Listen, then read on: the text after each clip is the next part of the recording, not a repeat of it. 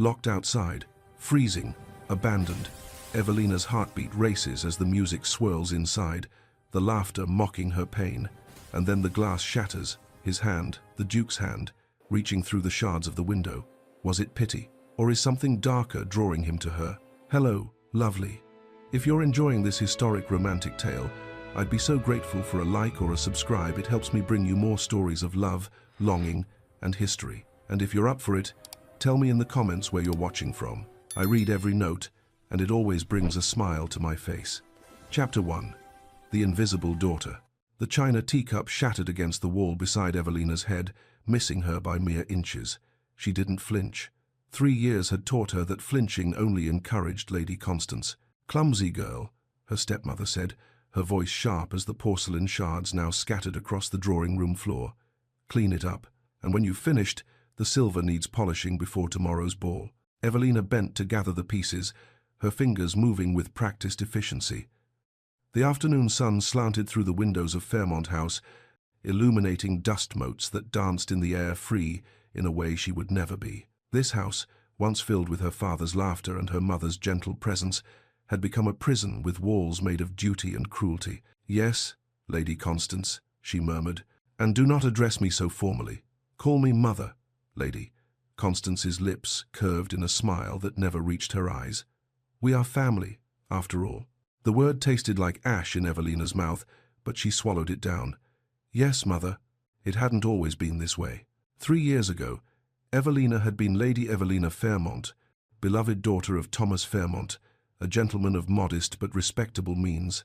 Her father had been a man of quiet integrity, respected in the county for his honesty and warmth. When her mother had died, bringing her into the world, her father had loved her doubly, once for herself, and once for the wife he'd lost. Then, 5 years past her mother's death, he'd married Constance Ashworth, a widow with a daughter of her own. Evelina had tried to be happy for him. He'd seemed lonely, and she'd wanted nothing more than his happiness. But Constance had worn a mask in those early days, gracious, gentle, grateful for Thomas's kindness. The mask had slipped only after the wedding, and by then it was too late. When fever took her father in the winter of 1852, Evelina's world had shattered more completely than any teacup.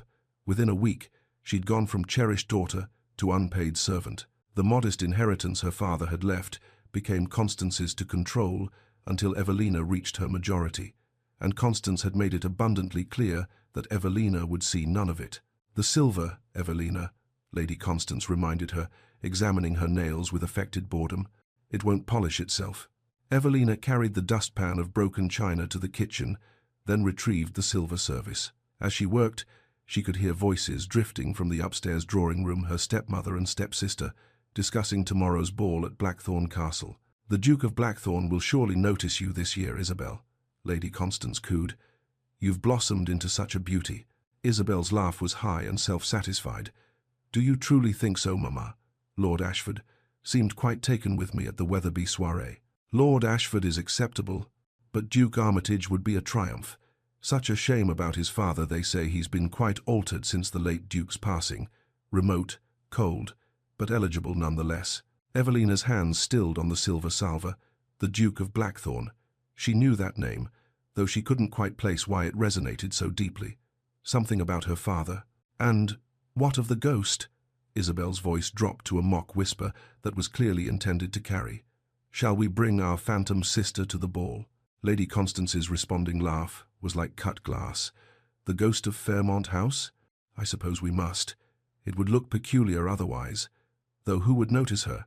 She's mastered the art of invisibility. Perhaps she'll haunt the refreshment table," Isabel giggled, "or hover by the drapes like the spectre she is."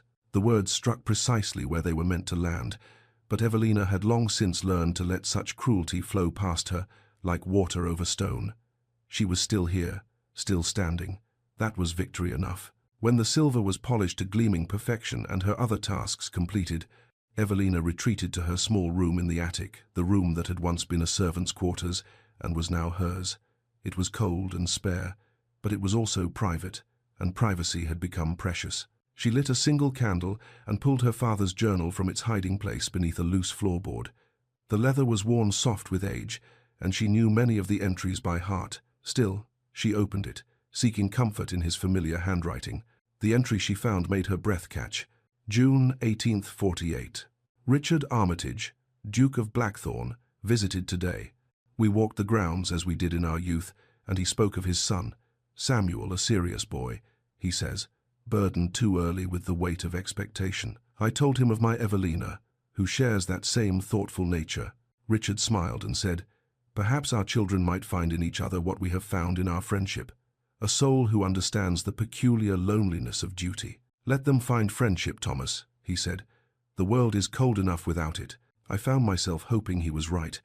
How fine it would be if Evelina had such a friend, someone who understood what it means to carry a name, a legacy, an expectation, someone who might see her as I do, not as a duty, but as a gift.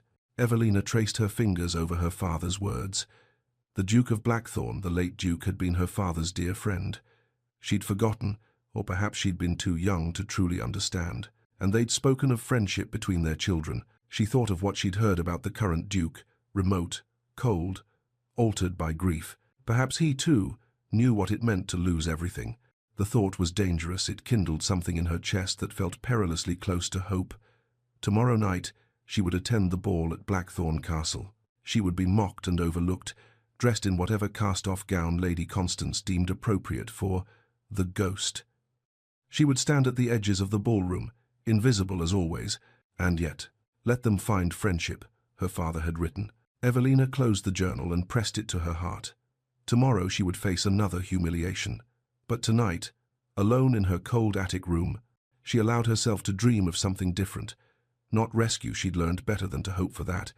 But perhaps she might find one moment of genuine human connection. One person who might see her, truly see her, as her father once had. A knock at her door shattered the moment. "Evelina!" Lady Constance's voice was falsely sweet. "Come down, dear. I found a gown for you to wear tomorrow." Evelina descended the narrow stairs to find her stepmother and stepsister waiting in the hall. Isabel held a dress, if it could be called that. The gown was at least 15 years out of fashion, the color a muddy sage that would make Evelina's complexion look sallow. The bodice was too tight, the skirts too wide, the sleeves absurdly puffed in a style that had been outdated when Evelina was a child. "There," Lady Constance said, triumph bright in her eyes. "Isn't it perfect? My own gown from my first season. I'm feeling quite generous, allowing you to wear it." Isabel smirked. "She'll look positively memorable." Evelina took the gown, feeling the weight of tomorrow's inevitable humiliation. But beneath the resignation, that small flame of hope still flickered, stubborn and foolish. "Thank you," she said quietly. "Tomorrow will be such fun," Isabel said, her eyes glittering with malice. "I can hardly wait." Alone again in her attic room, Evelina laid the hideous gown across her narrow bed. She should have known better than to hope. Nothing would be different tomorrow. Nothing ever was. But as she prepared for sleep, she found herself touching her father's journal once more. She thought of the Duke of Blackthorn, the late Duke's son, who had also lost a beloved parent, who also knew grief and duty and the weight of expectation. Someone who might see her as I do, not as a duty, but as a gift. "Perhaps tomorrow," Evelina whispered to her father's memory, to the darkness, to the impossible hope she couldn't quite extinguish, "something will be different." The words hung in the air like a prayer. Outside her window, the autumn wind stirred the bare branches of the trees. Tomorrow night, there would be a ball. Tomorrow night, Evelina Fairmont would step into Blackthorn Castle, wearing a gown designed to humiliate her, expecting nothing, hoping for everything. Tomorrow night, everything would change. But tonight, she was simply a girl in a cold room, holding fast to her father's memory and the stubborn belief that somewhere in the world there might still be kindness waiting to be found. She blew out the candle and closed her eyes, willing sleep to come. In the darkness, the words whispered themselves again. Perhaps tomorrow, something will be different. Chapter 2. The ball at Blackthorn Castle. Samuel Armitage, Duke of Blackthorn, stood at the edge of his own ballroom and felt nothing. Around him, the cream of society swirled in a kaleidoscope of silk and jewels. The chandeliers blazed with 1,000 candles, their light catching on diamond necklaces and gold watch chains. The orchestra played a flawless waltz. Laughter rose and fell like waves against a distant shore. It was, by all accounts, a spectacular success. He felt hollow. "Your Grace." Lady Pemberton appeared at his elbow, her smile predatory. "Such a magnificent ball. You honor your dear father's memory with such elegance." Samuel inclined his head with practiced courtesy. "You are kind to say so. My daughter Charlotte is just there, the girl in blue. Such an accomplished pianist. Perhaps you might ask her to dance." Perhaps. The lie came easily. He had no intention of dancing with Charlotte Pemberton or any of the other young ladies who had been paraded before him like prize horses at auction. Lady Pemberton drifted away, satisfied for the moment, and Samuel resumed his surveillance of the room. This was his duty, now host, duke, eligible bachelor. The weight of it sat on his shoulders like his father's old military coat, too large and heavy for comfort. His father had loved these gatherings. Richard Armitage had possessed a gift for making people feel seen, valued, important. Samuel had inherited his title, his estate, his responsibilities, but not his warmth. "You must not let grief make you cold," his father had whispered in those final days. "Promise me, Samuel. Promise me you'll remain open to life, to love, to—" But his father had died before finishing the thought, and Samuel had been left with an incomplete promise and a heart that felt increasingly like stone. His eyes scanned the ballroom with the same disinterest they'd held for the past 2 seasons. Familiar faces, familiar games, familiar. He stopped. There, near the far wall, stood a young woman in a gown that looked like it belonged to another era entirely. The sage green was all wrong for her complexion, and the style, those absurd puffed sleeves, that outdated silhouette, made her stand out like a crow among peacocks. She stood perfectly still while the crowd eddied around her, a point of absolute stillness in a sea of motion. Something about that stillness caught him, held him. She wasn't admiring the ballroom or seeking conversation. She wasn't preening or flirting or laughing too loudly at jokes that weren't funny. She was simply watching, as if she existed behind glass, observing a world she could see but not touch. Samuel knew that feeling. His mind reached back, grasping for a memory. He'd seen her before. Not just tonight before. The Wetherby Ball last spring. The Ashford Musicale in June. Always in ill-fitting gowns. Always alone. Always with that same quality of removed observation, as if she were studying a play in which she had no part. He'd noticed her then, how could he not? In a world of performance and pretense, her stillness had been arresting, but he'd done nothing about it. What was there to do? She was clearly gentry, clearly respectable enough to be invited to these gatherings, and clearly determined to remain unnoticed. Now, watching her across the ballroom, Samuel felt something shift in his chest, a crack in the ice. Evelina had known it would be bad. She had not anticipated it would be quite this excruciating.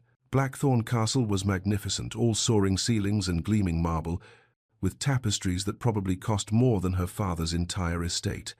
The ballroom alone could have swallowed Fairmont House whole. Crystal chandeliers cast light like captured stars, and the orchestra played with such skill that even the waltzes seemed to shimmer. She had never felt more invisible, or more visible, in all the wrong ways. The gown Lady Constance had given her was a calculated cruelty. Evelina had known it the moment she'd put it on, but there had been no alternative. Arriving in her day dress would have been worse. So she'd endured Isabel's poorly concealed laughter during the carriage ride, and now endured the sidelong glances of strangers who clearly wondered how someone so poorly dressed had managed an invitation. "Don't wander off," Lady Constance had hissed upon their arrival. "Stay close and try not to embarrass us further." But within minutes, her stepmother and stepsister had drifted away, drawn toward more promising social opportunities. Evelina was left alone near the wall, a piece of furniture no one quite knew what to do with. She told herself it was better this way. Better to be overlooked than mocked. Better to observe than participate in a world that had made it abundantly clear she didn't belong. Still, watching Isabel flutter from gentleman to gentleman, her pink gown catching the light beautifully, her laughter bright and practiced, Evelina felt the old familiar ache. Not envy, exactly. More like grief for the life that might have been hers if her father had lived. "You're worth 10 of them," her father had told her once, when she'd cried over some childhood slight. "Anyone who cannot see that is blind, and we needn't concern ourselves with the blind." But the blind were everywhere, it seemed. A burst of laughter drew her attention. Isabel had captured the attention of 3 young men, including Lord Ashford, who seemed quite enchanted. As Evelina watched, her stepsister's eyes flickered toward her, gleaming with malicious triumph. Evelina looked away, and found herself staring directly into the eyes of the Duke of Blackthorn. The connection lasted only a moment. He was standing halfway across the ballroom, partially obscured by dancing couples, but the intensity of his gaze struck her like a physical thing. Dark eyes beneath darker brows, a face that might have been handsome if it weren't so severe, an expression of such focused attention that for a heartbeat, Evelina forgot to breathe. Then reality reasserted itself. He wasn't looking at her. He couldn't be. He was looking past her, or through her, at something else entirely. She turned away quickly, her cheeks burning with embarrassment at her own presumption. Behind her, she didn't see the Duke's eyes narrow slightly, tracking her movement. Didn't see him take a step forward before being intercepted by another guest, seeking his attention. Samuel half listened to Lord Pemberton's enthusiastic description of his new hunter, while his eyes searched the ballroom. Where had she gone? The woman in the outdated green gown, she'd been right there. And then, there, still near the wall, but she'd shifted position, angling herself slightly away as if trying to become part of the wallpaper. Who was she? The question lodged in his mind with unexpected urgency. He should know. If she attended these balls regularly enough for him to have noticed her repeatedly, he should know her name, her family, her, Your Grace? Samuel realized Lord Pemberton had asked him a question. Forgive me, you were saying. As Lord Pemberton repeated himself, Samuel found his attention dividing. Part of him maintained the conversation with appropriate nods and murmurs. The other part remained locked on the young woman, who seemed determined to disappear into the architecture. There was something familiar about her beyond the previous balls, something that tugged at memory just beyond reach. Had his father mentioned? The thought dissolved as he watched an older woman in emerald silk approach the girl. Even from this distance, Samuel could see the girl's posture stiffen, her chin lifting in a gesture that was either defiance or defense. The woman in emerald spoke. The girl in green listened, her face carefully blank. Then another young woman joined them, the one in pink who'd been collecting admirers like flowers. She leaned close to the girl in green and whispered something. The girl in green's hands clenched at her sides. Samuel felt his jaw tighten. He recognized cruelty when he saw it, even at a distance. "You're making a spectacle of yourself," Lady Constance murmured, her smile never wavering for the benefit of watching eyes. "Standing about like a lost sheep. At least try to appear as if you belong here." Evelina kept her voice low and even. "Where would you have me stand, Mother?" "Anywhere but where you draw attention to that ridiculous gown." Lady Constance's eyes glittered, though I suppose there's no help for it now. Isabel appeared at her mother's elbow, breathless from dancing. "Lord Ashford has asked me to take the air on the terrace," she announced. Then, turning to Evelina with exaggerated concern, "Sister, do come outside for a moment. I must speak with you privately." Every instinct Evelina possessed screamed warning. Isabel's tone was too sweet, her smile too sharp, Lady Constance's expression too satisfied. "I'm quite comfortable here," Evelina said carefully. "Don't be difficult." Lady Constance's voice hardened. "Your sister wishes to speak with you. Surely you can grant her a moment of your precious time." There was no refusing without causing a scene. And scenes, Evelina had learned, always resulted in worse consequences later. "Of course," she said quietly. Isabel linked her arm through Evelina's with false sisterly affection, guiding her through the crowd toward the tall glass doors that led to the balcony. "It won't take but a moment," she cooed, loud enough for nearby guests to hear. "Just a small matter of family business." They passed close to where the Duke stood, speaking with an elderly gentleman. Evelina kept her eyes forward, but she felt his gaze like heat against her skin. Or perhaps that was imagination. Perhaps she was so starved for kindness that she invented it where none existed. The balcony doors loomed ahead, their glass panels reflecting the ballroom's light like dark mirrors. Isabel's grip on her arm tightened. "Sister, do come outside for a moment," Isabel repeated, her voice pitched for Evelina's ears alone now, stripped of its false sweetness. "I must speak with you privately." And Evelina, trapped by duty and fear and the learned helplessness of 3 years' cruelty, let herself be led toward whatever fresh humiliation awaited her in the cold November night. Behind them, unnoticed, the Duke of Blackthorn's eyes followed their progress toward the balcony doors, a frown beginning to crease his brow. Chapter 3. Locked in the cold. The November air struck Evelina like a slap the moment she stepped onto the balcony. The stone terrace overlooked the castle gardens, now bare and skeletal in the moonlight.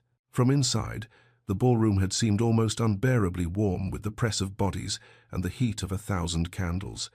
Out here, the cold was immediate and punishing. "Well then," Isabel said, releasing Evelina's arm with a little push that sent her stumbling forward. "Let's have our little chat, shall we?" Evelina turned to face her stepsister, wrapping her inadequate shawl thin muslin, more decorative than functional, tighter around her shoulders. "What did you wish to discuss?" For a moment, Isabel simply stared at her, and in her eyes, Evelina saw something that made her stomach clench. Not just malice, something deeper, something almost like pain twisted into hatred. "Do you know what it's like," Isabel said softly, "to have a ghost haunting your life?" "I don't understand." "Of course you don't." Isabel's laugh was brittle. "You stand there in your hideous gown, with your martyr's dignity, and you don't understand anything. My mother speaks of you constantly. Evelina's father was such a gentleman. Evelina's manners are so refined. Evelina would never be so forward." Her voice rose with each sentence. "Do you know what it's like to live in the shadow of someone who's already dead?" "My father." "Not your father, you fool. You." Isabel took a step closer, her beautiful face ugly with resentment. "You with your sad eyes and your quiet suffering. You make everyone around you feel small. Even in that ridiculous dress, even standing alone and pathetic, somehow you make the rest of us look cheap." Evelina felt something cold settle in her chest, and it had nothing to do with the November wind. "I've never tried to make you feel anything. I've only tried to stay out of your way, and that's exactly the problem." Isabel's voice cracked. "You don't fight back, you don't argue, you just endure. And somehow that makes you noble while the rest of us are petty and cruel." She moved backward toward the glass doors. "Well, I'm tired of it. I'm tired of the ghost of Fairmont House haunting my life." Understanding came too late. Evelina lunged forward, but Isabel was already through the doorway. "Isabel, wait." The door closed with a soft click. Through the glass, Evelina watched her stepsister's hand move to the latch, sliding the bolt home with deliberate slowness. Their eyes met through the glass panel, and Isabel's smile was terrible in its satisfaction. "You don't belong here," Isabel said, her voice muffled but audible through the glass. "You've never belonged anywhere." Then she turned and disappeared into the crowd, her pink gown swallowed by the swirl of dancers. For a moment, Evelina stood frozen, her mind struggling to accept what had just happened. Then panic seized her. She grabbed the door handle and pulled, knowing it was futile but unable to stop herself. The door didn't budge. She knocked gently at first, then harder. "Please," she called, though she knew no one would hear. "Please, someone." The orchestra swelled into a new piece, drowning out her words. Through the glass, she could see the ballroom in all its glittering splendor. Ladies in jewel-toned gowns danced with gentlemen in black evening clothes. Servers wove through the crowd with trays of champagne. Laughter and conversation rose in waves she could no longer hear properly, the sounds reaching her muffled and distorted through the thick glass. She might as well have been watching a play from outside the theater. Evelina pounded harder on the glass, her fist striking the pane with increasing desperation. Surely someone would notice. Surely someone would see her and realize. But no one looked her way. The ball continued without her, as if she'd never been there at all, as if she'd never existed. The cold seeped through her thin gown and thinner shawl, settling into her bones.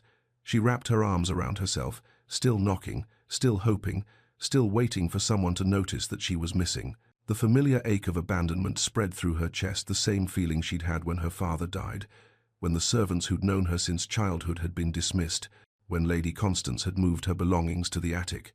That hollowing sense of being erased, of becoming invisible while still breathing. "Worth 10 of them," her father's voice whispered in her memory. "Anyone who cannot see that is blind." But they were all blind. Every single person in that ballroom, dancing and laughing and drinking champagne, was blind to her existence. She was the ghost of Fairmont House, indeed visible but unseen, present but absent, alive but already mourned. Her fist struck the glass one more time, weaker now. Her hand ached. Her throat hurt from calling out. The cold was making her shake, though she couldn't tell if it was the temperature or something breaking inside her. She could die out here, she realized. The temperature was dropping as the night deepened. She could freeze to death on this balcony while the Tun danced 3 feet away, and no one would notice until they found her body in the morning. The thought should have terrified her. Instead, it filled her with a strange, distant anger. No, The word formed in her mind with sudden, crystalline clarity. No, she would not do this, would not stand here pounding on glass like a beggar pleading for scraps, would not make herself smaller and quieter and more desperate in hopes that someone might finally deem her worthy of basic human kindness. Evelina stepped back from the door. Her hands were shaking with cold, with rage, with something that felt dangerously close to liberation. She pulled her shawl tighter, lifted her chin, and turned to face the glass doors with her spine straight and her shoulders back. If they wanted her to be a ghost, she would be a ghost, but she would be one that haunted with dignity. "I will not disappear," she whispered to the night, to her father's memory, to whatever part of herself she'd been slowly losing over the past 3 years. Not tonight. She would stand here in the cold, she would endure, but she would not beg. The ballroom swirled before her eyes, all that light and warmth and life that she'd never truly been part of. And as she watched, the crowd seemed to part slightly, and across the vast expanse of polished floor, she saw him. The Duke of Blackthorn stood motionless among the moving dancers, a point of stillness in a sea of motion. And he was looking directly at her. Their eyes met across the impossible distance, through the glass that separated them like the surface of a frozen lake. Evelina's breath caught. She should look away. Convention, propriety, simple self-preservation demanded it. But something in his gaze held her captive. He wasn't looking past her. He wasn't looking through her. He was seeing her. For the first time in 3 years, perhaps for the first time since her father had died, someone was truly, completely seeing her. Not the ghost, not the shadow, not the unfortunate stepdaughter in the hideous gown. Her. The cold receded, or perhaps she simply stopped feeling it. The world narrowed to that single connection, his dark eyes locked with hers, neither of them looking away, neither of them pretending the other didn't exist. Evelina didn't know what her face showed.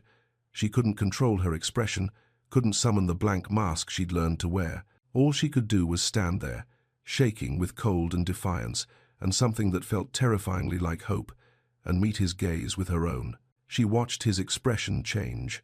Something shifted behind his eyes, recognition, perhaps, or realization. His jaw tightened, his shoulders straightened. He set down the glass he'd been holding, and then slowly, deliberately, his eyes never leaving hers, the Duke of Blackthorn began to move. He didn't walk. He cut through the crowd like a ship through water, his path direct and unwavering. Dancers stumbled aside. Conversations halted mid-sentence. Heads turned to follow his progress. Confusion and curiosity rippling through the ballroom in his wake. But he didn't slow, didn't pause, didn't acknowledge anyone who tried to catch his attention. His eyes remained locked on hers. And in them, Evelina saw something that made her heart pound against her ribs. Not pity, not curiosity, but a fierce, focused intensity that promised action. The cold disappeared entirely. The humiliation of the locked door faded. Even the fear that had been her constant companion for 3 years receded in the face of what she saw approaching. Someone had seen her. Someone was coming. And in that moment, standing alone on a freezing balcony while the Duke of Blackthorn strode toward her with the force of divine retribution in his eyes, Evelina understood that her father had been right. She was worth more than they'd made her believe. She deserved more than they'd made her accept, and perhaps impossibly, miraculously, she was about to receive it. The Duke was 10 feet away now, then 5. His face was stern, almost frightening in its intensity. His hands were already reaching not for the door handle, but for something else. Through the glass, their eyes met one final time, and Evelina, who had learned to expect nothing and hope for less, felt something inside her chest break open like spring after endless winter. Whatever happened next, she would not face it as a ghost. She would face it as herself. Chapter 4. Shattered Glass. Samuel had witnessed cruelty before, in business dealings, in political maneuvering, in the casual dismissals that privilege afforded. But watching that young woman locked outside in the November cold, while the ball continued without pause, ignited something in him he'd thought long extinguished. It wasn't pity. Pity was distant, safe, condescending. This was recognition. He saw in her stillness what he felt every day of his life since his father's death, the exhaustion of maintaining dignity while the world moved on, indifferent to your pain, the loneliness of being surrounded by people yet entirely alone, the quiet desperation of hoping someone, anyone, might truly see you. And more than that, he saw her refusal to beg. She'd stopped pounding on the glass, stopped pleading. Instead, she stood straight-backed and defiant in a gown designed to humiliate her, facing the ballroom with her chin high and her eyes blazing. Even shaking with cold, even abandoned and alone, she stood like a queen surveying her kingdom rather than a beggar pleading for entrance. Something in Samuel's chest cracked open a fissure in the ice that had encased his heart for 2 years. He didn't think. Thinking would have meant hesitation, propriety, concern for scandal. He simply moved. The crowd parted before him without conscious awareness. Faces blurred at the periphery of his vision, surprised, curious, concerned. He registered none of them. His entire focus narrowed to the young woman on the other side of the glass, watching him approach with an expression that was equal parts fear and desperate hope. "Your Grace," Lady Pemberton materialized at his elbow, her fan fluttering. "Is something amiss? You look quite—" He walked past her without acknowledgement. "Blackthorn," Lord Ashford's voice carried across the ballroom. "Surely whatever the matter is." Samuel didn't slow. He was aware, distantly, that conversations were halting, that dancers were stumbling to stops, that all eyes were turning to follow his progress across the ballroom floor. The orchestra faltered and died, leaving only the rustle of silk and the sharp click of his boots against marble. He reached the glass doors. Through them, he could see her more clearly now, the pallor of her skin, the blue tinge to her lips, the violent shaking she was trying to control. Her eyes, enormous in her face, fixed on his with an intensity that felt like a physical pull. "Your Grace." A footman appeared, bowing hastily. "The door seems to be latched from inside. If you'll allow me a moment to fetch the key." "Step back," Samuel said quietly. The footman blinked. "Your Grace?" "Step back, now." Something in his tone brooked no argument. The footman retreated, confusion evident on his face. Samuel turned to survey the ballroom. Every eye was upon him. Perfect. Let them watch. Let them all witness what happened to those who showed cruelty in his house. He picked up one of the delicate gilt chairs that lined the wall's furniture, chosen for elegance rather than function, worth more than most people earned in a year. Without hesitation, he raised it above his head. "Your Grace," someone gasped. He couldn't tell who. "Surely a servant can unlock the door." Samuel didn't even acknowledge the suggestion. His eyes found the young woman's through the glass. She stared back at him, her expression transformed from defiance to shock. He could have simply unlocked the door, could have summoned servants, maintained decorum, addressed the situation with appropriate discretion, but then she would have stood there waiting, hoping, wondering if someone would deem her worthy of being let back in, and he found that he could not, would not make her wait 1 second longer. Samuel brought the chair down with all his strength. The sound of shattering glass was tremendous in the sudden silence. A collective gasp rose from the assembled guests as the door exploded inward in a cascade of glittering shards. They rained down like diamonds in the candlelight, scattering across the marble floor in 1,000 brilliant fragments. For a moment, the world seemed to hold its breath. Then Samuel dropped what remained of the chair and reached through the jagged opening. His hand found hers, small, freezing, trembling. Her skin was like ice against his palm. "Come," he said. She stared at him, frozen in shock or disbelief or both. Her lips parted as if to speak, but no sound emerged. Samuel stepped closer, glass crunching under his boots. Still holding her hand, he reached through with his other arm and grasped her waist. Gently but firmly, he pulled her through the shattered doorway and into the warmth of the ballroom. She stumbled slightly as she crossed the threshold, whether from cold or shock. He couldn't tell. His arm tightened around her waist, steadying her, and suddenly they were standing mere inches apart. Her hand still clasped in his other arm around her waist, her face tilted up to his. Their eyes met. Up close, he could see that her eyes were grey, not the pale grey of rain, but the deep grey of winter twilight. They were enormous in her pale face, framed by dark lashes, and filled with an expression he couldn't quite name. Shock, certainly, but beneath it, something else, something that made his breath catch in his throat. "You have nothing to apologize for," he said, his voice coming out rougher than intended. "Do you understand me?" "Nothing." She opened her mouth, closed it, opened it again. "I didn't," she whispered, her voice hoarse from the cold. "I wasn't." "Nothing," he repeated firmly. Then, realizing he was still holding her waist, he released her with deliberate care and shrugged out of his evening jacket. Without asking permission, she was shaking so violently, her teeth were chattering, he draped it around her shoulders. The jacket swallowed her small frame. His hands lingered on her shoulders a moment longer than strictly necessary, adjusting the fabric, ensuring it covered her properly. He could feel the shaking gradually subsiding as his body heat transferred through the wool. Her eyes never left his face, and he found he couldn't look away from hers. "Your Grace." The spell shattered. Samuel turned to find the entire ballroom staring at them in various states of shock, scandal, and fascination. The silence was absolute. Even the servants had stopped moving, frozen like figures in a painting. Then the whispers began. "Did you see?" Smashed the glass with his bare hands. "Who is she?" "Never seen him so." "Heavens," an elderly gentleman murmured nearby Lord Waverley, his father's oldest friend. "He looks just like his father did when—" The old man caught himself, but his eyes were knowing, almost approving. Samuel ignored them all. He turned back to the young woman, who was now clutching his jacket around herself like armor, her eyes wide with dawning horror as she realized they had an audience. "Can you walk?" he asked quietly. She nodded, though her legs were visibly unsteady. Samuel offered his arm. After a moment's hesitation, she took it, her hand resting lightly on his sleeve. He could feel the trembling that still ran through her. He began to guide her away from the shattered glass, away from the staring crowd, toward the private wing of the castle, where he could ensure she received proper care, a physician, warm clothes, hot tea, safety. "Your Grace." The voice cut through the whispers like a blade. Samuel turned to see a woman in emerald silk pushing through the crowd, her face a mask of horrified indignation.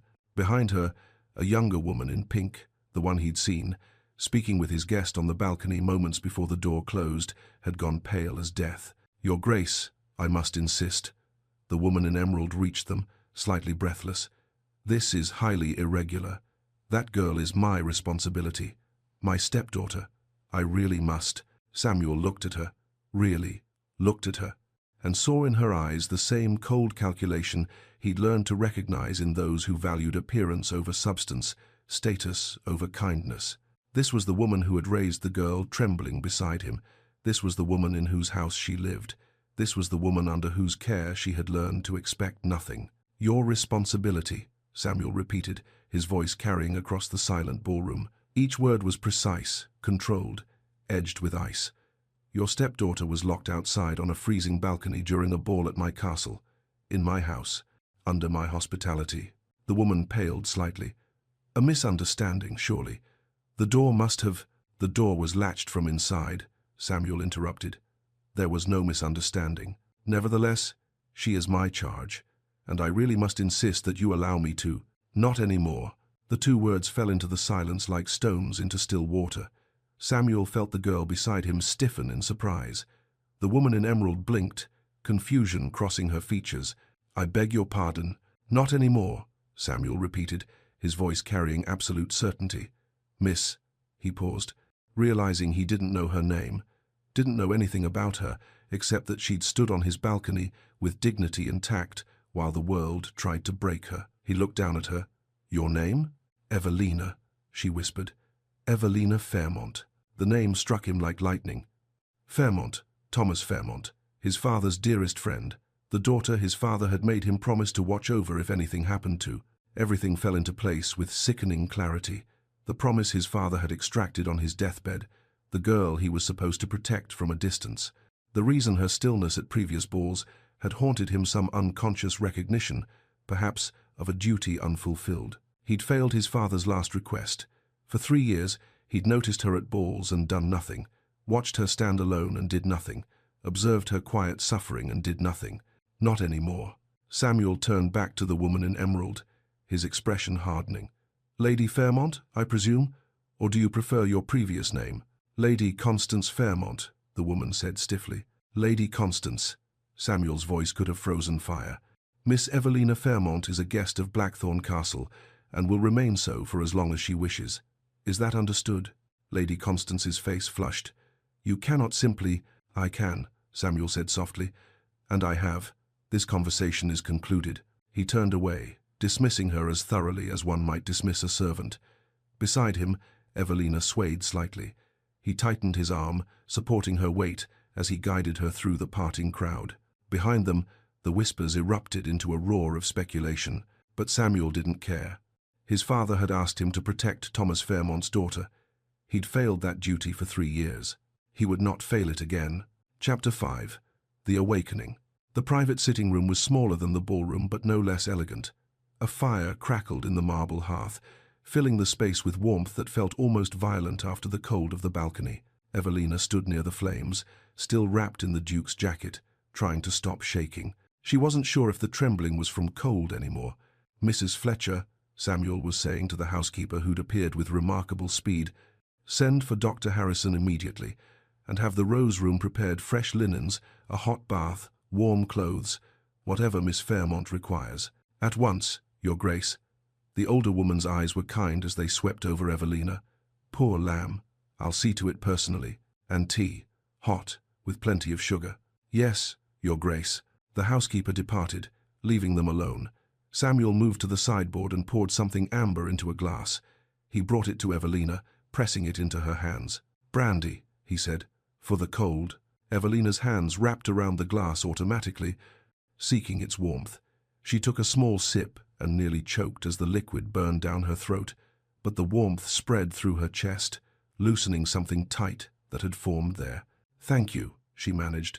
"Don't." His voice was sharp. Then, softer. "Please don't thank me for basic human decency." She looked up at him properly for the first time since they'd entered the room. In the golden firelight, his face was all sharp angles and shadows. His jaw was tight, a muscle jumping beneath the skin.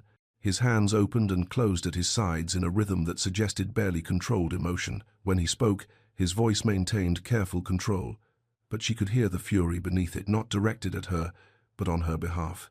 The realization made something flutter in her chest. "I should apologize," she began, "for causing a scene, for disrupting your ball, for—" "If you apologize to me," Samuel interrupted, his eyes locking on hers with sudden intensity, "I will think less of you. Do you understand? You have done nothing wrong. Nothing." The words hit her with unexpected force. When was the last time someone had told her she wasn't at fault? When had anyone looked at her suffering and placed blame where it belonged on those who inflicted it, not on her for enduring it? "Your ball is ruined," she said quietly. "Good." The word was savage. "Let it be ruined. Let every person in that ballroom remember what they witnessed tonight. Perhaps it will make them think twice before turning blind eyes to cruelty in the future." He moved to the fire, gripping the mantelpiece with both hands, his back to her. The tension in his shoulders was visible even through his waistcoat. Evelina took another sip of brandy, feeling it burn away some of the numbness. "My stepmother," she said carefully. "She will be very angry." "Your stepmother," Samuel said without turning, "has no power here. She has power everywhere that I am." Now he did turn, and the look on his face made her breath catch. "Then perhaps you shouldn't go back to where she is." The suggestion hung in the air between them, impossible and tempting in equal measure. "I have nowhere else," Evelina said. It wasn't self-pity, merely fact. "You have here, for tonight certainly, for longer, if you wish it. I cannot simply—" She stopped, overwhelmed by the strangeness of the evening, by this man's inexplicable kindness, by the way her entire world seemed to have tilted on its axis in the span of minutes. "Why did you do it?" Samuel's brow furrowed. "Do what?" "Break the glass." She set down the brandy glass, her hands steadier now. "You could have simply unlocked the door. It would have been simpler, quieter, more proper. Why did you shatter it?" For a long moment, he didn't answer. The fire crackled. Somewhere in the castle, a clock chimed the hour. Samuel's dark eyes studied her face as if searching for something. "I could have unlocked it," he finally said. "You're right. It would have been the sensible thing to do." He took a step closer, "But then you would have been standing there waiting, hoping someone would let you in, wondering if you were worth the effort of turning a key." Another step. They were close enough now that she could see the flecks of amber in his brown eyes. "I wanted you to know," he continued, his voice dropping to something almost intimate. "No more waiting, no more locked doors. No more standing in the cold while the world decides whether you deserve warmth." The words settled into Evelina's chest like seeds in fertile ground. She felt something shift inside her, some fundamental understanding of herself, of what she deserved, of what she'd been allowing. "You don't even know me," she whispered. "No," he agreed, "but I know what I saw tonight. I know dignity when I see it, and I know cruelty." His jaw tightened again. "I know what it looks like when someone has learned to expect nothing and still maintains grace." The moment stretched between them, electric and unspoken. Evelina felt exposed in a way that had nothing to do with cold or wet clothes. He was seeing her, really seeing her, and she didn't know whether to hide or step closer to that seeing. A knock at the door broke the spell. Mrs. Fletcher entered with a tea tray, followed by a stern-looking man carrying a medical bag. "Dr. Harrison, Your Grace," the housekeeper announced. Samuel stepped back, creating proper distance. "Doctor, thank you for coming so quickly." "Of course, Your Grace." The physician's eyes moved to Evelina with professional assessment. "Now then, young lady, let's have a look at you." "I'll leave you to it," Samuel said, moving toward the door. Then he paused, turning back. "Miss Fairmont, you'll stay tonight. That's not a request." It should have sounded imperious. Instead, it sounded like a promise. After he left, Dr. Harrison examined her with efficient kindness, declaring her cold but otherwise unharmed, recommending hot tea, warm clothes, and rest. Mrs. Fletcher fussed over her like a mother hen, providing all three with admirable speed. But even as Evelina was examined and warmed and cared for, her mind remained on the Duke's words. No more waiting, no more locked doors. An hour later, Evelina found herself alone in what Mrs. Fletcher called the Rose Room. It was beautiful, all cream silk and pale pink roses, with a fire blazing in the hearth and a bed that looked softer than clouds. Someone had laid out a nightgown and dressing robe, both of fine quality. Evelina moved to the window, looking out over the darkened gardens. The ball would still be continuing, or perhaps it had ended early, scandal having a way of cutting evenings short. Either way, she was here, in the Duke of Blackthorn's castle, wearing his jacket over the borrowed nightgown because she couldn't quite bring herself to remove it. She lifted the collar to her nose, sandalwood, leather, and something else she couldn't name, something distinctly him. A knock startled her. She opened the door to find Samuel standing in the hallway, looking oddly uncertain for a man who'd shattered glass doors with chairs hours earlier. "Forgive the intrusion," he said. "I wanted to ensure you had everything you needed." "More than I could have imagined," Evelina replied honestly. "Thank you." He waved away her thanks. Then, as if the words were pulled from him against his will, "Your father, he was Thomas Fairmont, wasn't he?" Surprise rippled through her. "Yes. You knew him?" "I didn't, but my father did." Samuel's expression softened in a way she hadn't yet seen, grief and fondness mingling. He spoke of him often, called him the most honest man he'd ever known, said Thomas Fairmont had integrity that couldn't be bought or bent. Tears pricked Evelina's eyes. "That sounds like Papa. My father died 2 years ago." "I understand yours passed 3 years past." "Yes." The word came out rough. "I'm sorry." And he sounded it genuinely, deeply sorry in a way that suggested he understood the weight of that loss. "My father, he made me promise something before he died, about watching over Thomas Fairmont's daughter if anything happened to ensure she was—" He stopped abruptly, as if catching himself. "I failed that promise. I should have." "You couldn't have known," Evelina said quietly. "I saw you, at other balls. I noticed you were alone, and I did nothing." "You noticed me?" The words came out more vulnerable than she'd intended. His eyes met hers. Every time, the admission hung between them, heavy with implication. "I should let you rest," Samuel said, though he made no move to leave. "Tomorrow, we'll discuss what happens next, your options, what you want." He emphasized the last word deliberately. "What I want," Evelina repeated, as if testing how the words felt in her mouth. "What you want," he confirmed. "No more decisions made for you, no more locked doors." After he left, Evelina returned to the window, the Duke's jacket still wrapped around her shoulders. She touched the fine wool, remembering the way he'd draped it over her, the way his hands had lingered. She should remove it, should hang it up, return it in the morning with proper thanks. But she didn't want to take it off. Not yet. For the first time in 3 years, Evelina Fairmont fell asleep feeling safe, and warm, and, impossibly, seen. Chapter 6. The Space Between. Evelina woke to sunlight, not the thin, grudging light that filtered through the attic window at Fairmont House, but genuine sunlight, golden and warm, streaming through tall windows framed by silk curtains the color of cream. For a moment, she simply lay there, disoriented by comfort. The mattress beneath her was soft, the linens smelled of lavender, and the room was blissfully, impossibly warm. Then memory returned. The ball, the balcony, the shattered glass, the Duke's dark eyes meeting hers with an intensity that had shaken something loose inside her chest. She sat up slowly, half expecting the room to vanish like a dream. But no, it remained solid and real. The Rose Room, Mrs. Fletcher had called it. A guest room in Blackthorn Castle. A sanctuary. A knock at the door made her start. "Miss Fairmont?" A young maid entered, carrying a breakfast tray that made Evelina's eyes widen. "Good morning, miss. His Grace thought you might be hungry." The tray held more food than Evelina typically saw in a week. Eggs, toast with butter and jam, bacon, fresh fruit, tea in a delicate china pot. Her stomach growled audibly. "His Grace also requests," the maid continued, setting the tray on a small table near the window, "if you might be amenable to joining him for a walk in the gardens after breakfast. If you're feeling well enough, that is. There's no pressure if you'd prefer to rest."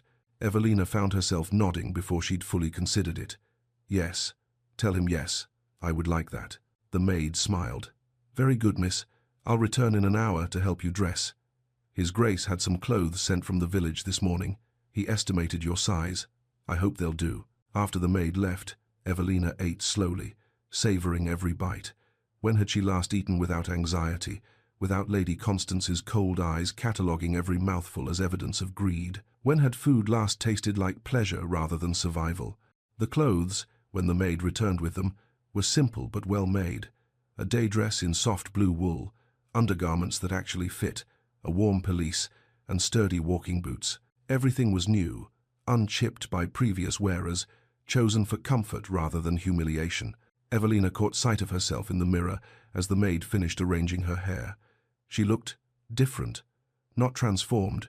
She was still herself, still too thin, still too pale. But there was something in her eyes that hadn't been there yesterday, something that looked dangerously like hope. Samuel was waiting in the entrance hall, looking out toward the gardens. He turned when he heard her footsteps, and something in his expression shifted, softened, when he saw her. "Miss Fairmont, you slept well, I hope?" "Better than I have in years," Evelina admitted. "Thank you for the clothes. You shouldn't have." "I should have," he interrupted gently. "And I wanted to. Shall we?" He offered his arm. After a moment's hesitation, she took it. The gardens of Blackthorn Castle were vast, even in their November bareness. The summer flowers were long gone, but there was beauty in the architecture of it, the careful paths, the skeletal trees, the evergreen hedges providing structure and shelter. Their breath misted in the cold air as they walked. "I should explain," Samuel began, then stopped, started again. "Last night, I mentioned my father's friendship with yours. Yes, there's more to it than simple friendship. But first," he paused on the path, turning to face her, "I want you to know that what I'm about to tell you doesn't change what happened last night, or what I hope might happen going forward." Evelina's heart beat faster. "What do you hope might happen?" A slight smile touched his lips. "That we might become acquainted, properly, without locked doors or shattered glass between us." "I would like that," she said softly. They resumed walking.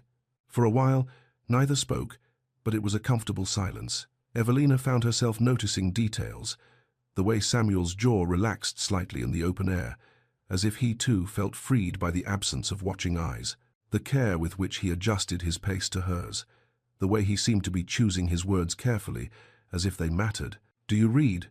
he asked suddenly. The question surprised her.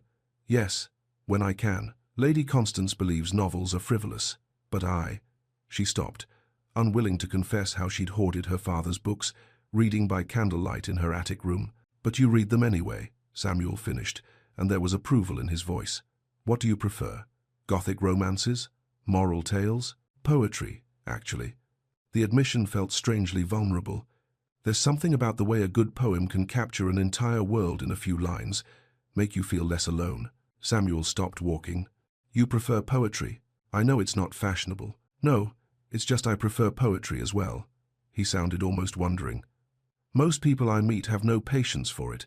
They want novels with plots and resolutions. But poetry is honest," Evelina said. "It doesn't pretend life has neat endings." "Exactly." He looked at her with new interest. "Do you have a favorite poet?" "Wordsworth.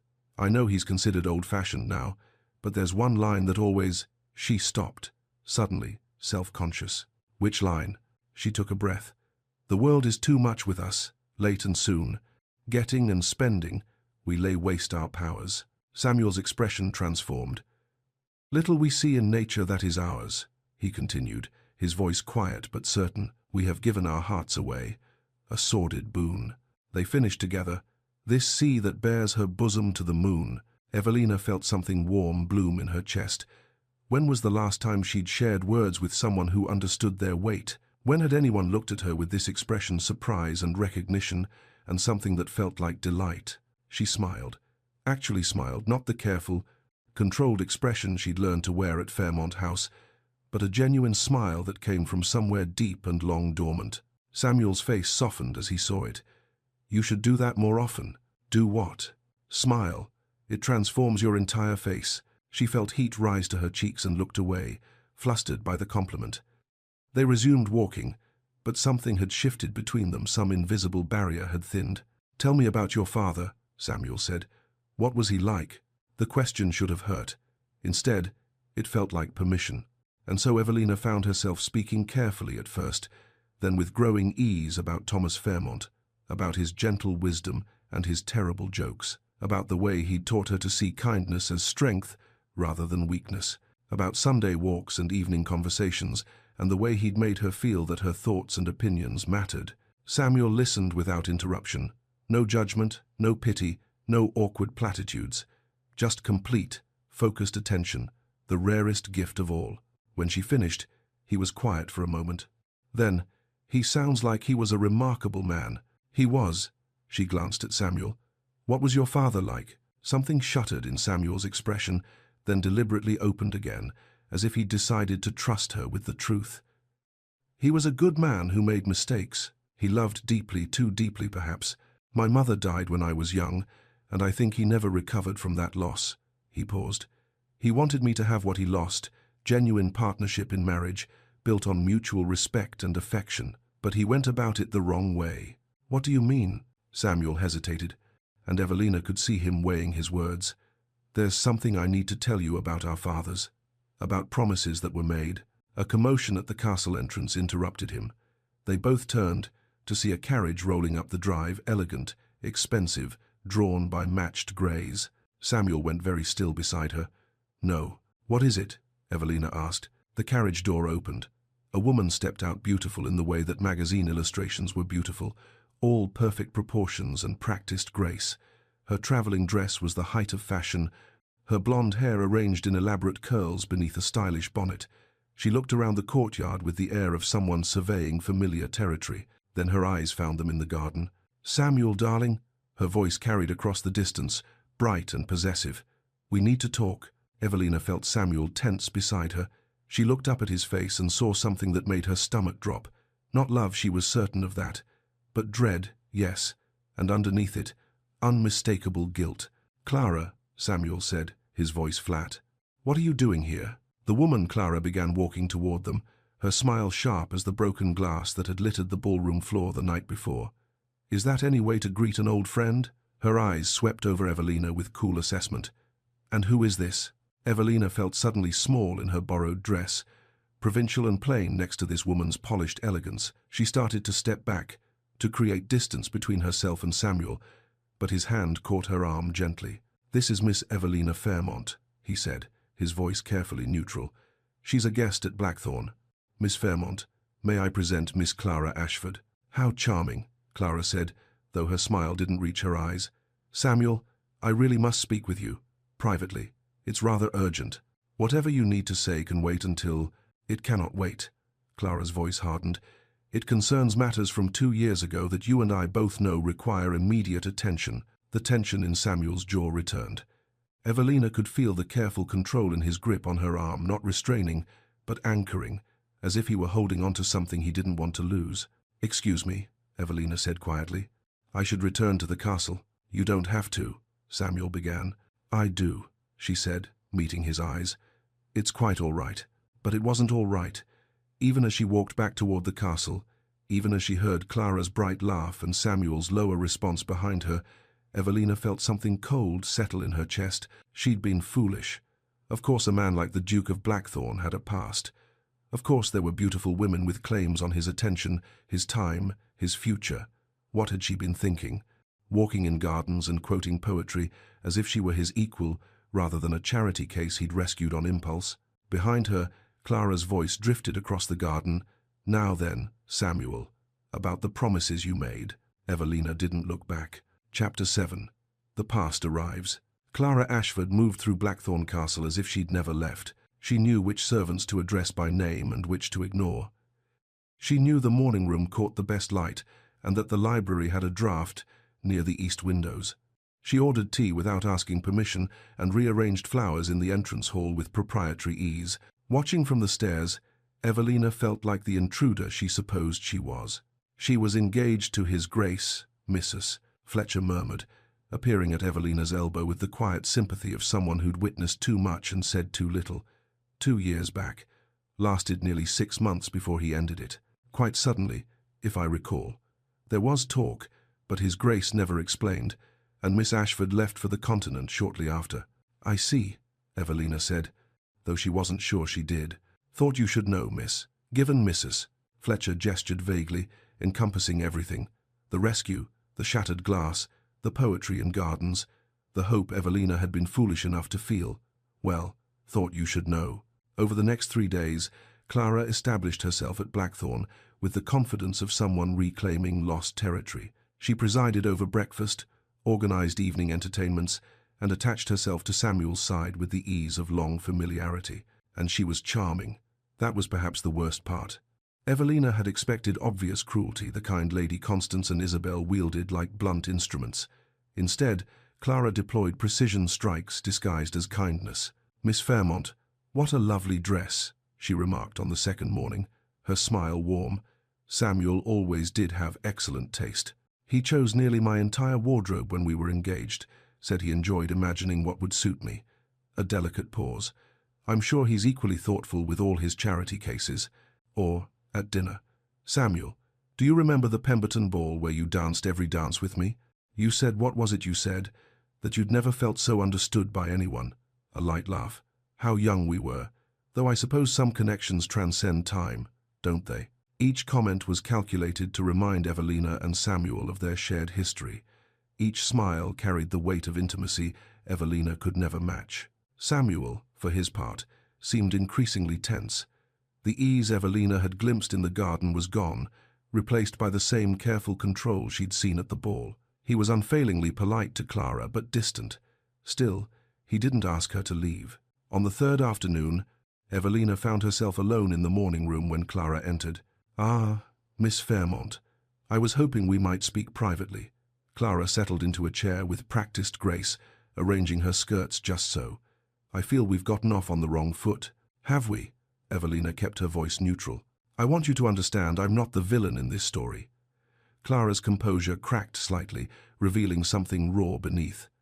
Do you know what happened when Samuel ended our engagement? Evelina shook her head. My family was ruined. The words came out flat, brutal in their simplicity. Samuel's father had promised, swore to my father that the marriage would save us. We'd lost nearly everything in bad investments. You see, the Ashford name still carried weight, but we had no money, no prospects. The Duke promised that if I married Samuel, he'd clear our debts, restore our estate. Clara's hands twisted in her lap. My father believed him. We all did. So when Samuel proposed, I accepted. I tried to love him truly. I did. I thought perhaps affection would grow. But 6 months into our engagement, Samuel ended it. Just ended it. Said he couldn't marry without love, as if love were something we could afford to wait for. I'm sorry, Evelina said quietly, and meant it. Are you? Clara's eyes were hard. My father lost our estate 3 months later. My sister had to marry Lord Hartwick, a man 30 years her senior, who treats her like property because it was that or destitution. My mother's health broke from the stress. She died last winter. The words hit like physical blows. Evelina had expected jealousy, possessiveness, romantic rivalry. Not this genuine tragedy. Consequences that rippled outward like stones thrown into still water. Miss Ashford, Clara, please. We're both victims of the same man's inability to honor his commitments. Clara leaned forward. I'm not here because I love Samuel. I'm here because I'm desperate. My family is destroyed, Miss Fairmont. My sister writes me letters begging for help I cannot provide. And Samuel, who broke his promise, whose father's promise broke us, he lives here in comfort and luxury, while we suffer the consequences of his moral superiority. So you've come to what? Make him fulfill the engagement? I've come to make him take responsibility. Clara's voice hardened. He owes us. Not love, not affection, but obligation. His father made promises. His father's death doesn't erase those promises. After Clara left, Evelina sat in the morning room for a long time, watching dust motes dance in the afternoon light. She thought about duty and desire, about the weight of others' promises, about the way good people could cause harm simply by refusing to sacrifice themselves. She thought about her own father, who had married Lady Constance out of loneliness and inadvertently doomed his daughter to years of cruelty. She thought about Samuel's face when he'd said, "I couldn't marry her, not without love," noble words, but at what cost to others? That evening, she saw them together. Evelina hadn't meant to intrude.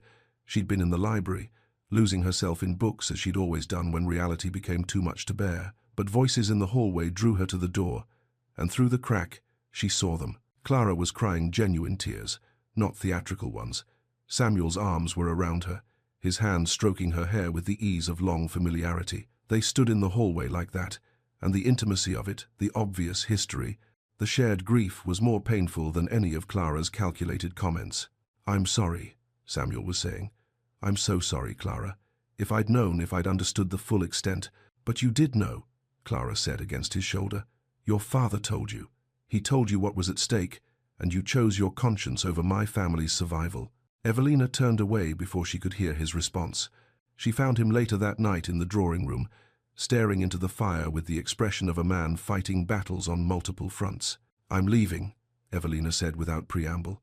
Samuel's head snapped up. "What?" "I'm going to find a position, as a governess perhaps, or a companion, something that will allow me to support myself." She kept her voice steady, matter of fact. "I'm grateful for your kindness these past days, but I cannot stay here. Because of Clara. It wasn't a question. Because I will not be the woman who waits while you resolve your past." Evelina met his eyes. "She's right, you know. You or your father made promises. People suffered when those promises were broken. That's not her fault. It's not yours either." "No, but I won't be caught between you and your guilt." She took a breath. "I won't compete with history, Samuel. I won't wait on the sidelines while you decide between duty and desire. I deserve more than that." Something flashed in his eyes, pride, perhaps, or pain.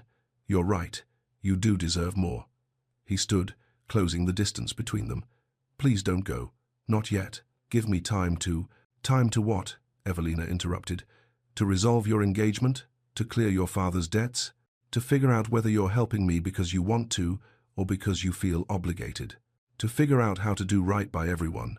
The words burst from him with rare emotion. "Clara is right, my decision harmed her family. But I couldn't marry her, Evelina. I couldn't spend my life with someone I didn't love. Does that make me cruel? Selfish?" "It makes you human," Evelina said quietly. "But it doesn't change the fact that I won't wait while you decide what duty requires." They stood in silence, the fire crackling between them. Finally, Samuel spoke. "1 week." "What?" "Stay 1 week. Please," his voice gentled. "I know Mrs. Fletcher told me that next Thursday is the anniversary of your father's death. St. Michael's Church, where he's buried, is less than an hour's ride from here. Stay until then. Visit his grave. Give me 1 week to sort this." Evelina wanted to refuse, wanted to leave now, before hope could take deeper root. But the thought of visiting her father's grave, of not having to endure Lady Constance's cold presence on that day, weakened her resolve. 1 week, she agreed. "But Samuel, don't make promises to me that you can't keep. I've had enough of broken promises for one lifetime." That night, unable to sleep, Evelina wandered the castle's corridors. She'd meant to return to the Rose Room, but her feet carried her through unfamiliar hallways until she found herself outside a door she recognized as Samuel's study. The door was slightly ajar.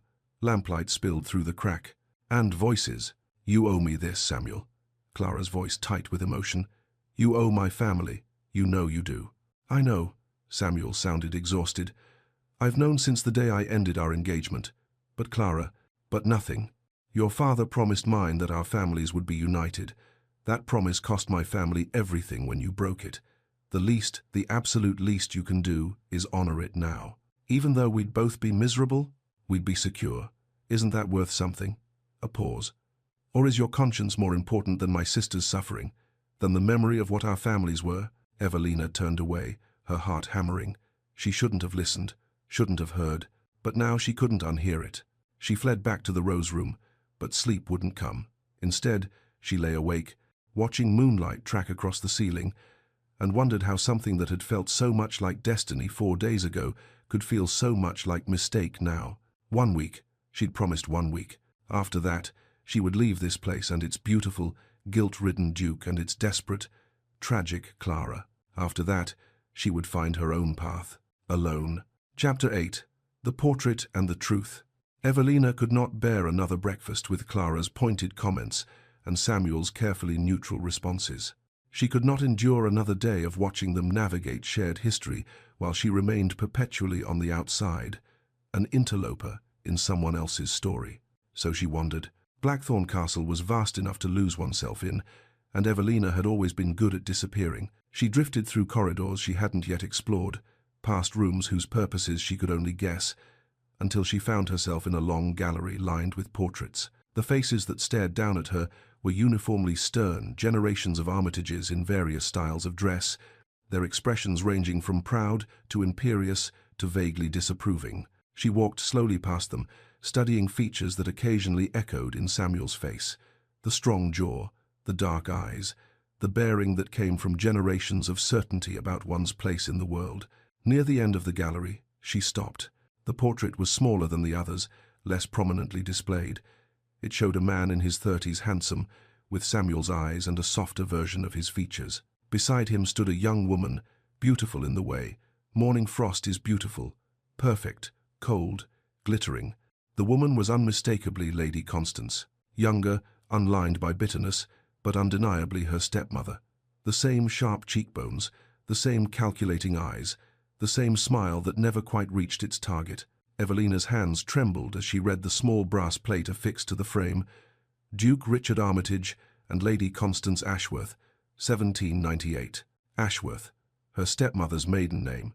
Evelina's mind spun, trying to fit this piece into a puzzle she hadn't known she was solving. Lady Constance and the late Duke. But that would mean shocked. Are you? Evelina spun to find an elderly woman in a housekeeper's black dress watching her from the doorway. Not Mrs. Fletcher, but someone older, ancient, really, with snow-white hair and eyes that held decades of witnessed secrets. Mrs. Dawson, the woman introduced herself. I've been housekeeper here since before the current Duke was born. I knew his father from boyhood. She moved closer, studying the portrait with an expression that might have been sadness. I knew her too, Lady Constance Ashworth, as she was then. They were. Evelina couldn't finish the sentence. Engaged, briefly. Mrs. Dawson's voice was matter-of-fact. 1798, just as the portrait says. Duke Richard was young, romantic, easily dazzled by a pretty face and clever conversation. She wanted the title, the wealth, the position. Seemed a fair enough exchange at the time. What happened? The late Duke met your father. Mrs. Dawson's expression softened. Thomas Fairmont. He came to visit on some business matter, I forget what now. But the Duke and your father took to each other immediately. True friendship, the kind that's rare between men of different stations. And your father, being an honest man, couldn't help but see what the Duke had been blind to. See what? Lady Constance's true nature. Mrs. Dawson's tone hardened. She was cruel to servants when she thought no one was watching, manipulative with those she deemed useful, social climbing to a degree that would have embarrassed the Duke once the first flush of infatuation wore off. Your father, being a friend, felt obligated to say something. Evelina felt cold spreading through her chest. The Duke ended the engagement. He did, and more than that, he helped your father court the woman who became your mother, Lady Margaret, the old vicar's daughter. Sweet girl, nothing like Lady Constance, true goodness in her. Mrs. Dawson shook her head. Lady Constance never forgave either man. She left for London in a fury, vowing they'd both regret humiliating her. And then, Evelina said slowly, pieces falling into place, my mother died. My father was alone with a young daughter, and Lady Constance saw her opportunity for revenge. Mrs. Dawson's voice was grim. She'd married once in London, a Mr. Ashworth, who left her with a daughter and not much else. But she kept her looks and her cunning. When she heard Thomas Fairmont was widowed and vulnerable, she came back. She was patient. I'll give her that. played the part of devoted companion perfectly until he married her. And then made my life a misery as payment for my father's honesty, Evelina finished. Aye, though the late Duke never knew the full extent of it. He died before your father did, made Thomas promise to watch over his son if anything happened, and made Samuel promise the reverse. Mrs. Dawson's eyes were kind but pitying. The young Duke has been trying to honor that promise for 3 years, miss. He's been watching over you, in his way, just as his father asked. The words struck Evelina like physical blows. 3 years. Samuel had known about her for 3 years, known about the promise, about her stepmother's cruelty, about everything, and watched from a distance, fulfilling obligation. Thank you, Evelina managed, for telling me. She walked blindly from the gallery, her mind reeling. Everything made horrible sense now. Samuel's reaction when she'd told him her name, his fury at seeing her locked out, his insistence on protecting her, his careful questions about her father. Not attraction, not recognition of kindred spirits, obligation, guilt, a promise to a dead father. She found herself outside his study before she'd consciously decided to go there. The door was closed, but she knocked sharply, not caring about propriety or proper visiting hours. Enter. Samuel sat behind a massive desk covered in papers, looking tired in a way that went deeper than lack of sleep. His expression shifted when he saw her surprise, then something that might have been relief. Evelina, I was hoping you knew. The words came out flat, accusatory. About my stepmother, about your father and hers, about the promise. Samuel went very still. Yes. For how long? Since my father died. He stood slowly, as if facing something inevitable. He told me on his deathbed, about the engagement, about why it ended, about Lady Constance's nature. He'd kept track of what happened to her over the years, knew she'd married your father, knew Thomas had died.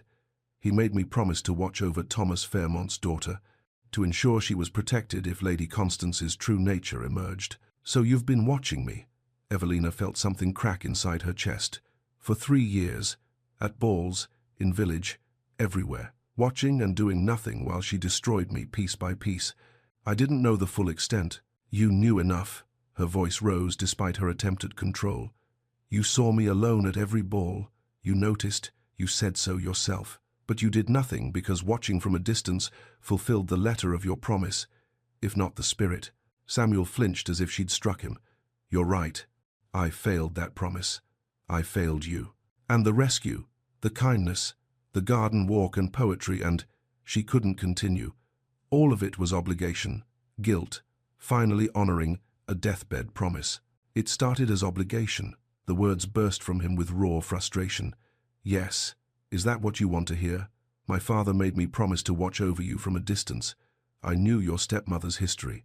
I saw you at balls and felt the weight of that unkept promise every time. But I didn't break that glass because of my father, Evelina. He moved around the desk toward her, his control finally shattering. I broke it because I couldn't bear seeing you trapped for one more second, because something in me broke when I saw you standing there with dignity intact, despite everything they'd done to you. Because for the first time in 2 years, I felt something other than hollow obligation. How can I believe that? Evelina's voice cracked.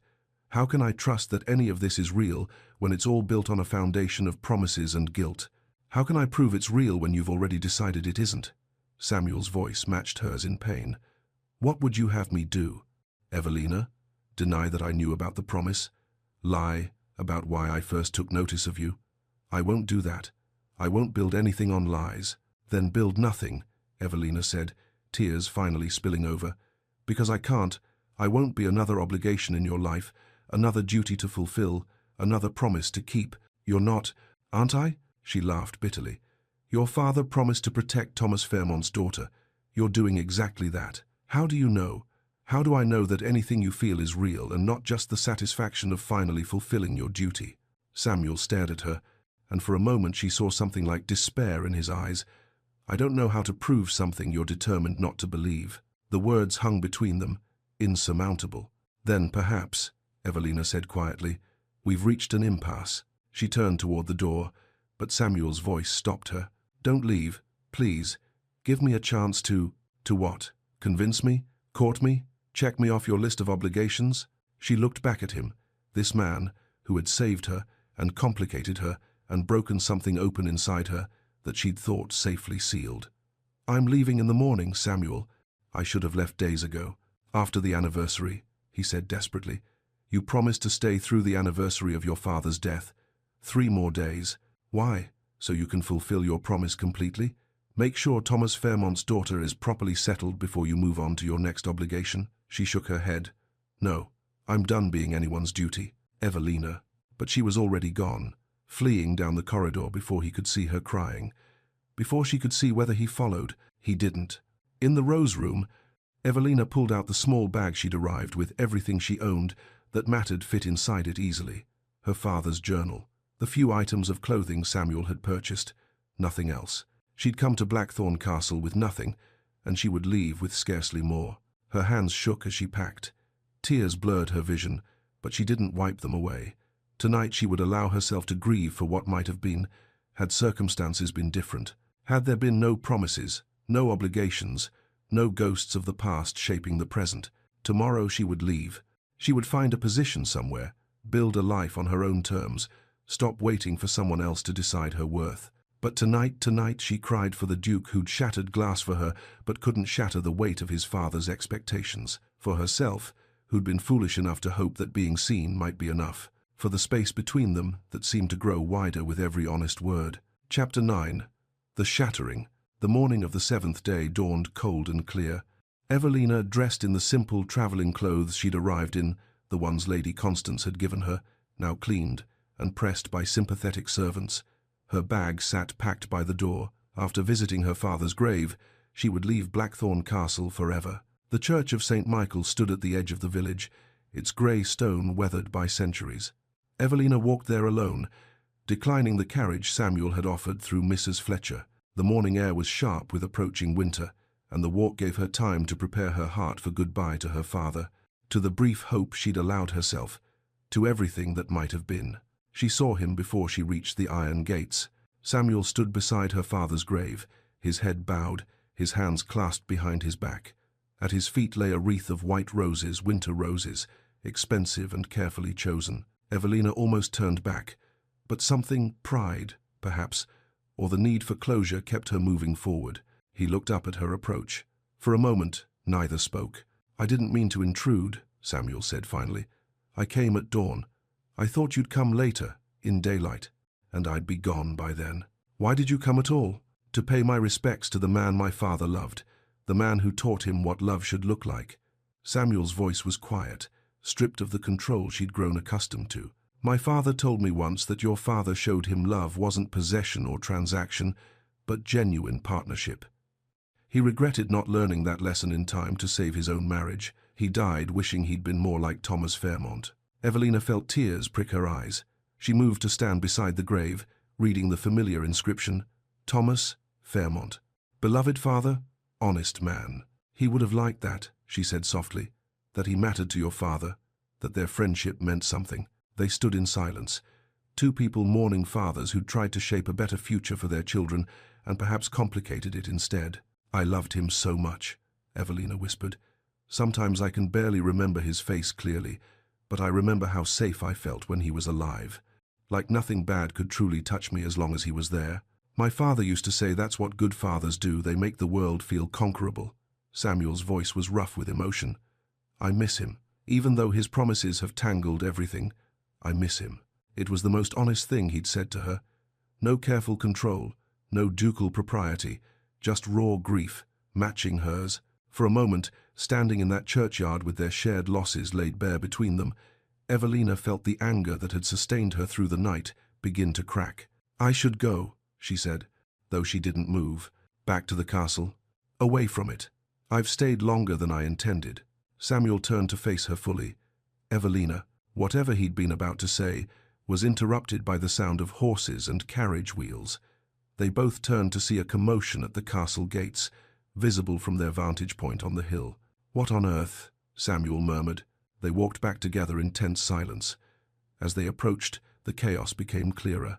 Several carriages crowded the drive, servants rushed about, and standing in the entrance hall, surrounded by what appeared to be half the county's gentry, was Clara Ashford. She'd staged this carefully. Evelina could see it in the theatrical arrangement of witnesses Lord and Lady Pemberton, The Ashfords, even, to Evelina's horror, Lady Constance and Isabel, looking vindicated and cruel in equal measure. Clara stood in the centre of it all, a stack of papers in her hands, her face a mask of righteous desperation. "Ah, Samuel," she said as they entered. "How convenient. We were just discussing the matter of promises made by your father to mine." She held up the papers, letters, by the look of them, yellowed with age. "These documents detail the agreement between Duke Richard Armitage and my father, Baron Ashford, a marriage between myself and the future Duke of Blackthorn, in exchange for clearing our family's debts and restoring our position. Signed, witnessed, legally binding." "Clara," Samuel said, his voice dangerously quiet. "What are you doing?" "What I should have done 2 years ago, insisting on what's owed." Her eyes were bright with desperation. "You're so concerned with honoring your father's promises, Samuel. You watched over Miss Fairmont for 3 years because of one such promise. Surely you can honor the promise made to my family." Murmurs rippled through the assembled witnesses. Lady Constance's smile was sharp and satisfied. Isabel whispered to a nearby gentleman, her eyes on Evelina full of malicious triumph. Samuel moved forward, his hand extended. "May I see those letters?" Clara hesitated, then handed them over, with the confidence of someone holding an unbeatable hand. Evelina watched Samuel read, his expression unreadable, the silence stretched taut as wire. Then Samuel looked up, and something in his face made Clara's confidence flicker. "This letter," he said, holding up one of the pages, "is a forgery." The room erupted. Clara's face drained of color. "That's not, I would never. My father's handwriting is distinctive. I've read enough of his correspondence to know it by heart." Samuel's voice wasn't angry, it was sad. "This letter uses language he never would have used. Binding obligation. Irrevocable commitment. He believed in choice, Clara, always. The genuine letters discuss hopeful arrangements, not iron contracts. But this one," he held it up, "this one reads like a legal document designed to trap." Clara's composure shattered. "You owe me. Your family owes mine. My sister is trapped with a monster. My father died in disgrace. My mother—" Her voice broke. "I have nothing left, Samuel, nothing but this claim on you. And you would deny me even that?" "Clara," Samuel's voice was gentle now, "I am sorry for what my broken engagement cost your family. Truly. And I have already taken steps to address it. 6 months ago, through my solicitor, I cleared your father's remaining debts and established a trust for your sister. She can leave her husband if she chooses, with enough money to live independently." Clara stared at him. "You? What? I owed your family that much. I always knew it. But Clara," his voice firmed, "I do not owe you a marriage. No one owes anyone that. But she," Clara's finger stabbed toward Evelina, "you think you love her? She's as much an obligation as I am. Your father's deathbed promise. At least I was chosen once, for myself, even if only briefly. She's just duty wearing a pretty face." The words landed like stones in still water. Every eye turned to Evelina. Lady Constance's expression was triumphant. The assembled gentry leaned forward, hungry for scandal, but Samuel turned away from all of them. He crossed the space between himself and Evelina, and the rest of the room ceased to exist. "You're right," he said, his voice carrying to every corner of the silent hall. "It started as duty. My father made me promise to watch over Thomas Fairmont's daughter, if anything happened to him. So I did, from a distance. I saw you at balls, alone and overlooked. I saw you in the village, being kind to people who didn't deserve it. I saw you endure humiliation with quiet dignity that put the rest of us to shame." He took a step closer, and somewhere in those 3 years of watching, duty became something else. I don't know exactly when. Maybe it was the first ball where I saw you standing alone but unbroken, refusing to let them make you small. Maybe it was the second, when you smiled at a child who'd stumbled into you, a genuine smile that transformed your whole face. Maybe it was the 10th, when I realized I looked for you in every crowd, that your presence had become the only thing that made those tedious events bearable. Another step. They were close enough now that Evelina could see the intensity in his dark eyes, the vulnerability he was choosing to show before all these witnesses. "But the night I broke that glass," his voice dropped, intimate despite the audience. "That wasn't duty, Evelina. That was need. Raw, selfish need. I couldn't bear seeing you trapped for one more second. Couldn't stand watching you stand there with dignity intact while they tried to break you. I shattered that glass because something in me broke when I saw you locked out in the cold." Then, shocking everyone, perhaps himself most of all, Samuel dropped to his knees before her. "I don't want you to marry me because it makes sense," he said, looking up at her. "I don't want you to stay because you have nowhere else to go. I want you to choose me freely or choose to walk away freely. Either way, you choose. Not duty, not obligation, not promises made by dead fathers. You." His voice roughened. "But know this. Obligation would never have driven me to shatter glass with my bare hands. Duty wouldn't have made me memorize the way you smile. A deathbed promise wouldn't have kept me awake these last nights, terrified you'd leave before I could find the words to make you understand. Stand up."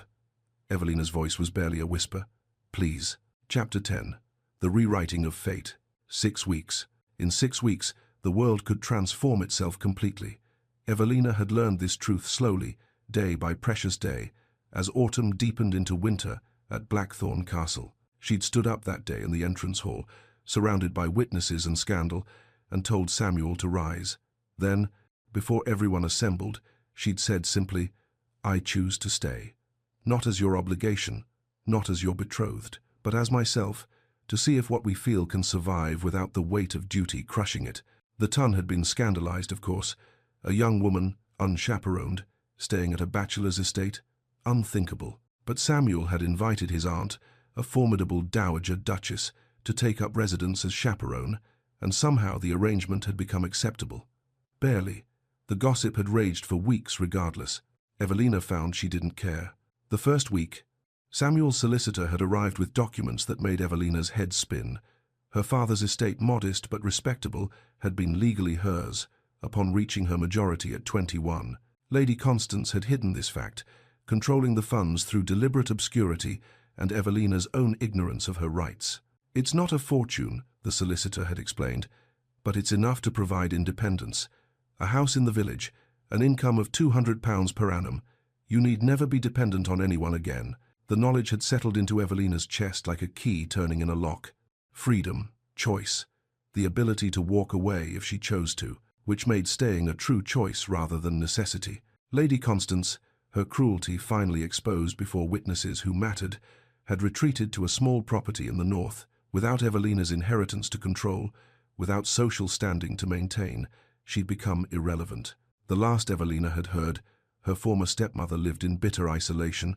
Her machinations finally collapsed under their own weight. Isabel had surprised her. A letter had arrived in the 3rd week, not an apology, exactly, but an acknowledgement. Mother's bitterness poisoned everything she touched, including me. I'm going to live with our cousins in Scotland, away from her influence. I don't expect forgiveness, but I wanted you to know. I'm trying to be better than what she made me. Even Clara had found her path forward. Samuel's financial support had given her family stability, and in a brief conversation before she'd left for the continent, she'd told Evelina with painful honesty, "I hated you for having what I couldn't, but he never looked at me the way he looks at you. I'm done fighting for scraps of affection. I deserve more than that. We both do." But the real transformation had been quieter, more intimate. It had happened in morning walks through frost-touched gardens, in evening hours spent in the library with books and conversation, in the slow, careful building of trust between two people who'd learned too young that the world could be cruel. Samuel had courted her properly, not with grand gestures or expensive gifts, but with presence, with listening, with the kind of attention that said you matter more clearly than any declaration. They'd talked about everything. Their fears hers of being trapped again, his of becoming his father's mistakes. Their hopes hers for a life of purpose beyond survival, his for connection that went deeper than duty. Their wounds, the losses that had shaped them, the loneliness that had defined them, the walls they'd built to protect hearts that had been broken too often. And slowly, carefully, those walls had come down. Evelina had bloomed. She'd found her voice again, the one Lady Constance had tried to silence. She'd started expressing opinions, making decisions, taking up space without apology. The frightened girl who'd stood on a frozen balcony had become a woman who knew her own worth. Samuel had softened. The careful control had eased, replaced by genuine warmth. He'd learned to laugh again, to be vulnerable, to need someone without fearing that need made him weak. The isolated Duke had become a man capable of partnership. Now, standing in the empty ballroom on the evening of Samuel's winter ball, Evelina felt the weight of how far they'd traveled together. "The guests will arrive soon," Samuel said, standing beside her in evening dress that made him look both ducal and devastatingly handsome. "But I wanted a moment alone with you first." "Why?" Evelina asked, though her heart already knew. "Come, let me show you something." He led her across the gleaming floor to where the shattered glass doors had been replaced. The balcony doors stood open despite the cold symbolically, deliberately open, but it was the floor beneath their feet that made Evelina's breath catch. Where glass had fallen in glittering shards 6 weeks ago, artists had created an inlaid design in the marble. Silver tracery spread outward in a pattern of beautiful cracks, radiating from a central point like frozen lightning. The breaks were part of the design now, not hidden or erased, but transformed into something stunning. "Kintsugi," Evelina whispered, tears pricking her eyes. "The Japanese art of repairing broken things with gold. Silver, in this case," Samuel said. "But yes, you taught me that broken things can be made more beautiful for having been shattered, that the cracks are part of the story, not something to be ashamed of." Evelina knelt, tracing the silver lines with her fingers. The craftsmanship was exquisite, each crack preserved and honored, made precious rather than hidden. "We're like this," she said softly, "broken by what we've lost, but stronger for how we've healed." "We are." Samuel knelt beside her, "which brings me to why I wanted this moment alone." He took her hand, and Evelina felt her pulse quicken. "Evelina Fairmont," Samuel said, his voice steady but his eyes full of emotion that made her chest tight. "Will you marry me?" The question hung in the air between them, and Evelina found herself smiling even as tears spilled over. "You haven't finished," she said. "Haven't I?" "No. You have to tell me why. The right reasons." Understanding lit his face. He squeezed her hand gently. "Evelina Fairmont, will you marry me? Not because of our father's friendship, not because I rescued you, we both know you saved yourself as much as I did anything, not because it makes sense or satisfies obligation or completes some deathbed promise." His voice dropped, intimate and true. "Marry me because when I look at you, I see home. Marry me because you make me want to be the man who deserves you, the man who's brave enough to be vulnerable, who's strong enough to be gentle, who's wise enough to know that love is a choice we make every day. Marry me because I love you, freely chosen, freely given, with no ghosts between us." Evelina felt joy rising in her chest like spring after endless winter. "On one condition." "Anything. We are partners, equals. No locked doors, no obligations, no pedestals, just two people who choose each other, every day, who trust each other with their true selves, broken pieces and all." "Every day," Samuel agreed solemnly. "Starting now, starting always." "Then yes." Evelina laughed through her tears. "Yes, Samuel Armitage, I will marry you." He pulled her into his arms there on the floor beside the silver-traced cracks, and kissed her with the desperate relief of a man who'd finally found what he'd been searching for without knowing he was searching. When they finally pulled apart, breathless and grinning, the sound of arriving carriages drifted through the open doors. "Our guests," Samuel said. "Let them wait," Evelina replied, and kissed him again. An hour later, the ball was in full swing. The ton had turned out in force, curiosity, and scandal still drew crowds, even when the scandal had transformed into something resembling a love story. Samuel and Evelina opened the dancing as was traditional for the host, but this time, unlike the ball 6 weeks ago, Evelina wore a gown that fit her perfectly deep blue silk, that brought out the grey of her eyes, elegant and beautiful without being ostentatious. Her hair was arranged simply, and she wore no jewelry except a single strand of pearls that had been her mother's. She didn't need embellishment. She glowed from within. They danced, and the ballroom that had witnessed her humiliation now witnessed her triumph, not because she'd captured a duke, but because she'd captured herself, her confidence, her voice, her right to take up space in the world. "Did you see the way he looks at her?" Lady Pemberton whispered to her companion. "And she at him like equals," came the reply. "Not like a duke and his charity case, like partners." The whispers rippled through the ballroom, but for once they were admiring rather than cruel. The story of the shattered glass, the locked balcony, the duke who'd chosen love over obligation, it had caught the ton's imagination in a way that scandal alone never could. As the waltz carried them across the floor, Samuel and Evelina passed the open balcony doors. Evelina glanced at them and smiled a private smile, full of memory and meaning. Samuel followed her gaze and understood instantly. No more barriers, no more waiting, no more locked doors. He pulled her slightly closer, Propriety be damned, and she let him. They danced past the silver-traced cracks in the floor, past the watching crowds, past the ghosts of who they'd been before that November night when glass had shattered and everything had changed. The music swelled, and Evelina felt something settle in her chest, not just happiness, but peace. The bone-deep certainty that she was exactly where she belonged, with exactly whom she was meant to be with, not because of fate or promises or obligation, but because they'd chosen it, chosen each other, every day, starting now. "I love you," Samuel murmured, quiet enough that only she could hear. "I love you," Evelina replied. "Freely chosen, freely given. Every day," he promised. "Every day," she agreed, and they danced as if the music would never end. For them, it never would. And so, dear listeners, our tale of shattered glass and healing hearts comes to a close. Evelina and Samuel found what so many of us seek: not rescue, but partnership, not obligation, but choice, not perfection, but the courage to be beautifully, honestly broken together. If this story touched your heart, I'd be so grateful if you'd take a moment to leave a like. It helps other romance lovers discover these tales. And please, share your thoughts in the comments below. Did Samuel's transformation feel earned? What did you think of Clara's complexity?